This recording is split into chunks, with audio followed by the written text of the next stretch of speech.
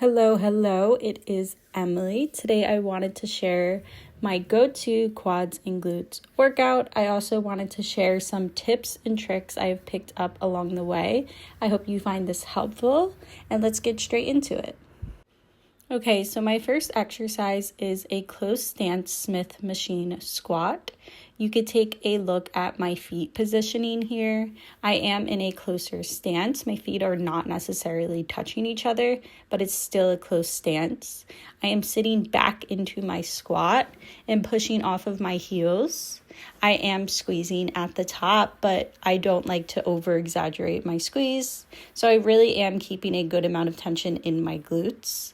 My quads are working. I am getting below parallel, but I'm not being super dramatic with my depth in this squat, and I'm keeping my chest up. For me personally, I do find this is an exercise I can go heavier with. I do use a belt for lower back support on my heavier sets. And I do like this exercise because it doesn't put pressure on my lower back, at least for me. Hey, there's my belt. I forgot I had that clip here. I have replaced barbell squats with Smith machine squats just because of lower back irritation. So this is my alternative to a back squat. Okay, exercise 2 is a Smith machine Bulgarian split squat. What a mouthful. I have been doing this exercise for so many years, and it really doesn't get easier. I do try to challenge my weight here, but let's first talk about the setup. So I love this accessory that my gym has where I can adjust the height. So instead of using a bench, I can lean back and put my foot back that way. I like to make it so that the pad is at the height of my knee. My front leg is forward, but I am making sure my knee does not pass my foot in the front. And I'm sitting back into that split squat and making sure I am using my glute and I have a stable knee to get myself back up. This is an exercise you definitely want to be mindful of your depth doing them. I try to get to or a little bit below parallel in my split squats just to make sure I am targeting my glutes. And I also like to challenge my weight. Okay, exercise number 3 is, what do I want to call this? They call it a squat pro. It's like a hack squat in my mind. Here I am using more of a standard foot positioning for a squat. And like always, I'm sitting into the glutes, pushing up through my heels, getting a good squeeze, but not over-exaggerating it. With this machine, I am mindful of my depth of my squat, and I am trying to get stronger on this machine also.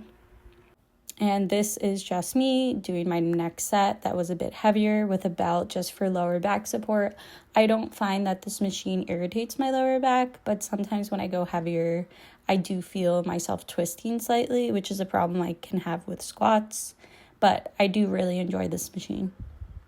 Okay, so for this workout, I do 2 different variations of a glute kickback. I don't always do it, but today I guess I decided to. So my first variation is a glute kickback where I'm trying to focus more on targeting the glute medius, so more of the side of my glutes. So I'm set up where I am kicking back with like a 45-degree angle back foot. I'm not kicking straight back, and my front foot is just like straight towards the cable. So I am slightly leaned forward just to help increase like the range of motion for my kickback, but really the main thing here is keeping your front foot straight, but when you're kicking back, keeping the tension of the side of your glute by using a 45-degree angle foot. I like to think about just kicking back with my heel, and I'm not going crazy heavy on those. Okay, so the second glute kickback variation is just a straight glute kickback. So you can see the difference in my foot here, that my back working leg is, the foot is straight. I'm still leaned forward here. I'm not completely parallel to the ground, just because I find with these cables and where they fall, I feel the most tension in this type of positioning.